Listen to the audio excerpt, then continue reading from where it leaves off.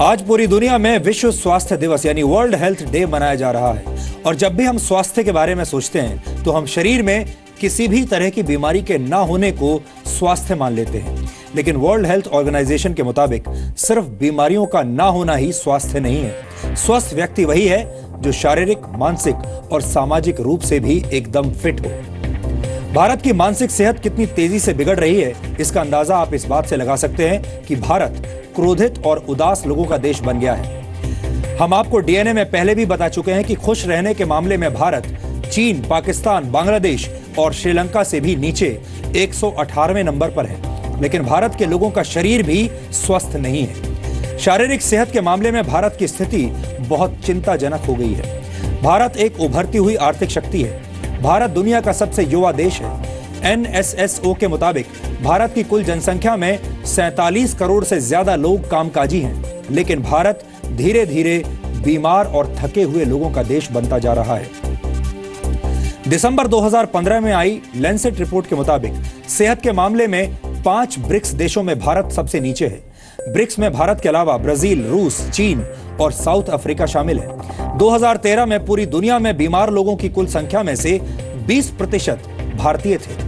भारत में इस वक्त 6.5 करोड़ लोग डायबिटीज के शिकार हैं और डायबिटीज के मरीजों की संख्या के मामले में भारत चीन के बाद पूरी दुनिया में दूसरे नंबर पर है। वर्ल्ड कांग्रेस ऑफ कार्डियोलॉजी के मुताबिक सन 2020 तक भारत में होने वाली 40% मौतें दिल से संबंधित बीमारियों की वजह से होंगी।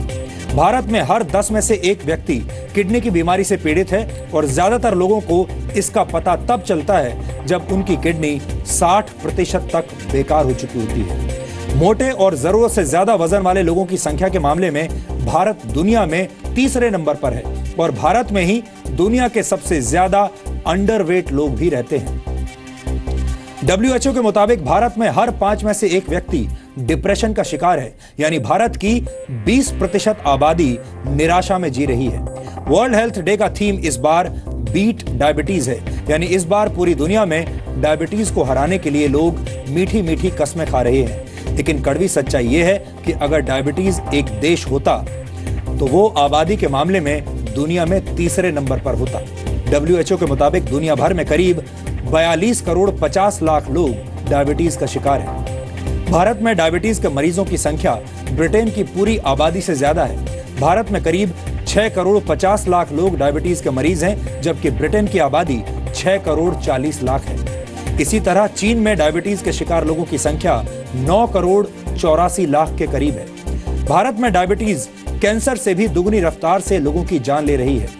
भारत में कैंसर से हर साल करीब 5,50,000 लोगों की मौत होती है, जबकि डायबिटीज की वजह से हर साल करीब 11 लाख लोग अपनी जान गंवा देते हैं।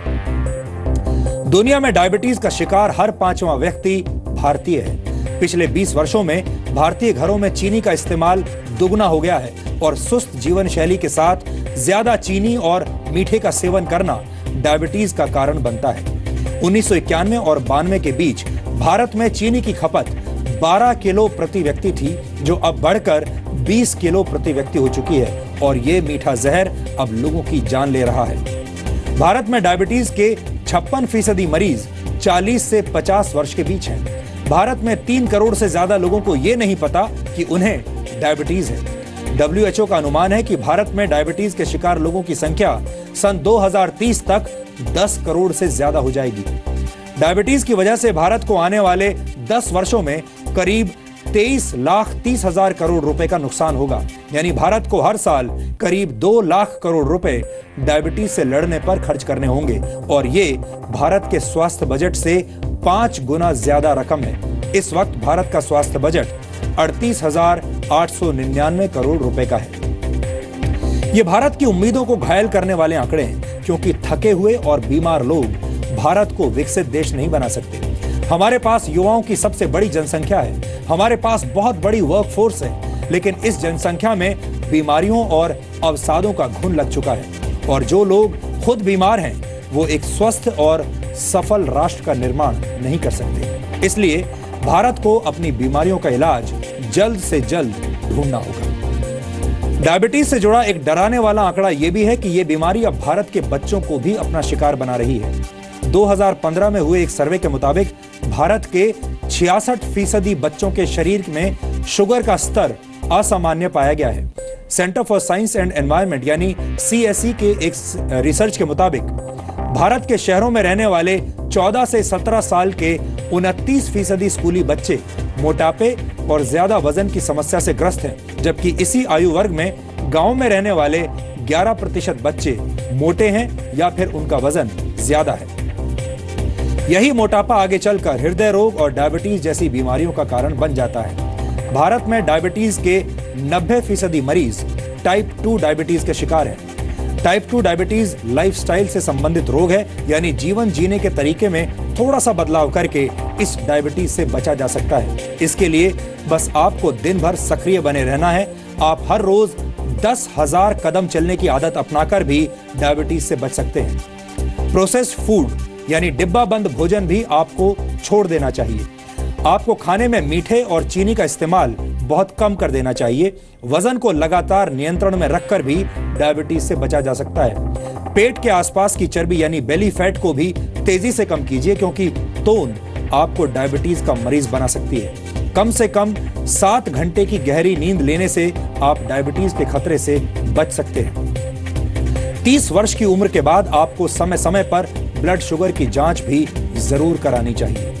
क्रोधित और उदास लोगों के साथ साथ भारत बीमार और थके हुए लोगों का देश भी बनता जा रहा है। भारत की इतनी बड़ी जनसंख्या का बीमार होना एक डराने वाली बात है और इसका इलाज ढूंढा जाना अब बेहद जरूरी है। यहाँ पर हम एक और बीमारी का जिक्र भी करना चाहते हैं। देश विरोधी बातें करना, संसद पर हमला करने वाले आतंकी का समर्थन करना, कश्मीर में भारतीय तिरंगा लहराने वालों को पीटना और भारत माता की जय बोलने में झिझकना इस बीमारी के कुछ लक्षण हैं। और ये बीमारी शारीरिक रूप से स्वस्थ कुछ पत्रकारों, संपादकों, अफजल प्रेमी गैंग के लोगों और कुछ बुद्धिजीवियों को लग चुकी है। अफसोस इस बात का है कि इस बीमारी का इलाज अभी तक खोजा नहीं जा सका है। लेकिन अच्छी बात यह है कि देश प्रेम की बातें करने से, देश हित से जुड़ी खबरें देखने से और देश के हित को सबसे ऊपर रखने से इस बीमारी का असर धीरे धीरे कम होने लगता है और कई मामलों में इस बीमारी के शिकार मरीज पूरी तरह स्वस्थ हो जाते हैं और सामान्य जीवन जीने लगते हैं। ऐसे में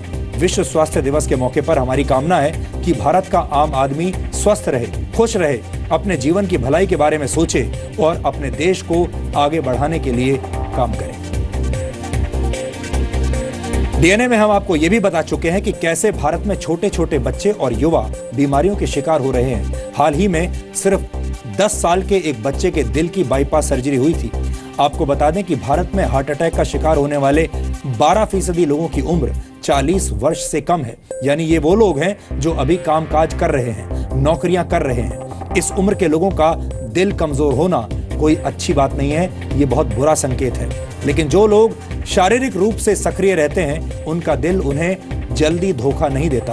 यानी दिल की धड़कनों को सेहतमंद बनाने के लिए जरूरी है कि आप अपनी शारीरिक गतिविधियों में बदलाव करें और इसकी शुरुआत आप घर और ऑफिस से कर सकते हैं, क्योंकि ऑफिस में काम करते वक्त ज्यादा देर बैठकर आप सीधे मौत को इन्विटेशन दे रहे हैं। यह भी आपकी सेहत से जुड़ा एक जरूरी डीएनए टेस्ट है। वर्ल्ड हेल्थ ऑर्गेनाइजेशन यानी WHO की एक नई रिपोर्ट के मुताबिक शारीरिक निष्क्रियता दुनिया भर में होने वाली मौतों का चौथा सबसे बड़ा कारण है। और ये एक बड़ी चिंता की बात है कि 21वीं सदी में हमारा जीवन का सबसे बड़ा हिस्सा ऑफिस में बैठते हुए गुजरता है। लंबे समय तक बैठने से हमारे शरीर में कुछ ऐसे परिवर्तन होने लगते हैं जो बेहद हानिकारक होते हैं। हालांकि हम इसकी गंभीरता को अभी नहीं समझ पा रहे हैं, नहीं समझते हैं, लेकिन समझना चाहिए। हफ्ते में कम से कम 150 मिनट या 5 दिन तक हर रोज 30 मिनट तक एक्सरसाइज करना जरूरी है। लेकिन अगर आप ज्यादा देर तक कुर्सी पर बैठते हैं तो इस एक्सरसाइज का भी कोई फायदा नहीं है। आपको शायद ये जानकारी ना हो, लेकिन ज्यादा लंबे समय तक बैठकर काम करने से आपके शरीर की कैलोरी बर्न करने की क्षमता कम हो जाती है। मोटापा घटने की संभावना 90% कम हो जाती है।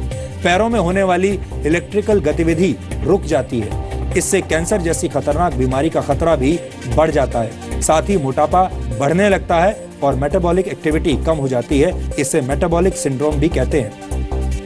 ज्यादा देर तक बैठकर काम करने से दिल की बीमारियों का खतरा 30% और डायबिटीज होने का खतरा 27% तक बढ़ जाता है। इतना ही नहीं, ऑफिस में बैठकर काम करने वालों में ब्रेस्ट कैंसर और कोलोन कैंसर की आशंका भी 25% तक बढ़ जाती है।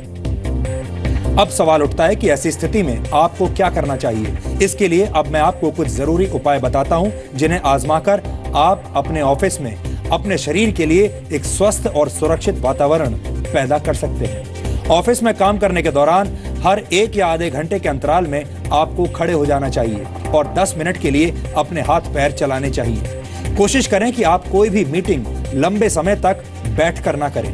अगर आप चाहें तो अपनी सीट से खड़े होकर स्ट्रेचिंग भी कर सकते हैं। अगर संभव हो तो ऑफिस में स्टैंडिंग डेस्क का इस्तेमाल करें। दुनिया की कई कंपनियां जैसे गूगल, फेसबुक, माइक्रोसॉफ्ट और ट्विटर ने अपने कर्मचारियों के लिए ऑफिस में स्टैंडिंग डेस्क की व्यवस्था की हुई है। वैसे बात खड़े रहकर काम करने की अगर हो ही रही है तो यहां आपको एक एक्स्ट्रा जानकारी भी दे देते हैं। ब्रिटेन के पूर्व प्रधानमंत्री सर विंस्टन चर्चिल, इटली के महान कलाकार लियोनार्डो दा विंची ऐसी हस्तियां रही हैं जो खड़े रहकर ही काम करती थी। फेसबुक के फाउंडर मार्क ज़करबर्ग भी खड़े रहकर काम करने को प्राथमिकता देते हैं। थोड़ी सी कोशिश से आप भी ऐसा कर सकते हैं। कुल मिलाकर ये जानकारी देने के पीछे हमारा मकसद ये है कि आप अपनी सेहत का ख्याल रखें और हाथ पर हाथ रखकर बैठे ना रहें। आज हमने आपको आपके स्वास्थ्य के बारे में बहुत सारी जानकारी दी है। आपने इस जानकारी को देखा भी होगा और हो सकता है आप में से कई लोगों ने इसे नोट भी किया हो। अब हमारी आपसे यही गुजारिश है कि आप इन तमाम जानकारियों को अपने परिवार में दूसरे लोगों के साथ शेयर करें, अपने दोस्तों के साथ शेयर करें और वो लोग जिनकी सेहत की आपको चिंता है उन सभी को आप ये जानकारियां मुहैया कराएं।